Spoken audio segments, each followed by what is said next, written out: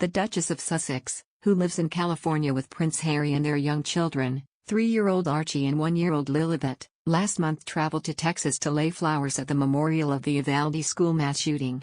Her letter, in which she thanked the Moms Demand Action campaigners for their endless hours of dedication to fighting gun violence, is the latest show of support for change at a moment of deep division over firearms in America.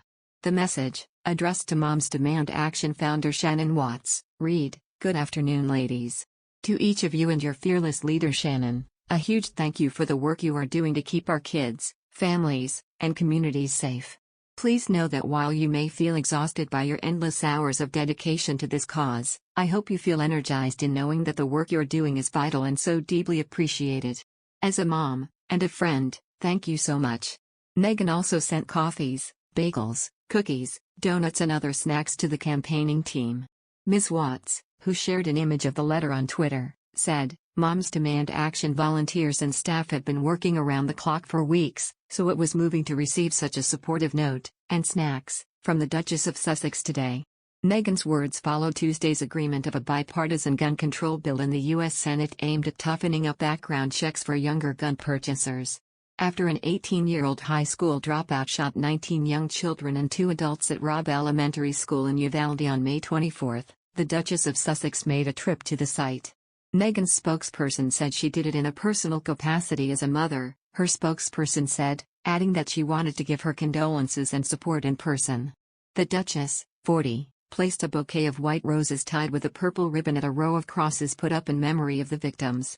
Given Meghan's interest in the importance of charity work, many experts were surprised that she didn't stay in the royal fold for longer than she did.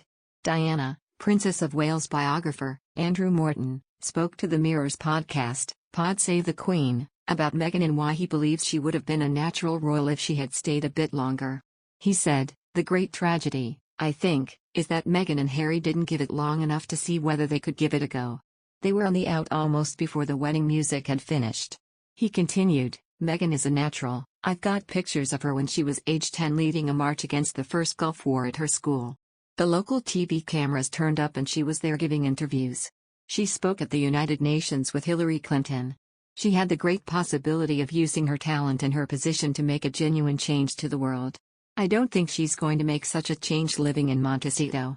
Elsewhere in the interview with Pod Save the Queen, Andrew Morton revealed that Prince Harry saw his marriage to Meghan as his way out of the royal family and why the Queen would have been understanding if they'd just taken a few years to think about their future roles.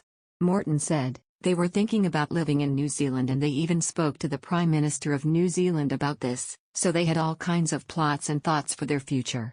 It didn't work out because when it actually comes down to it, Prince Harry is cursed with charisma but hates being a prince, and I think that he saw Meghan as a way out. They didn't have to leave the royal family in the way that they did, but they did." The author continued, "Back in the late 1940s after they married, the Queen and Prince Philip lived in Malta for a while as he was pursuing his career in the Royal Navy, and many thought he would end up as First Lord of the Admiralty as he was such a star.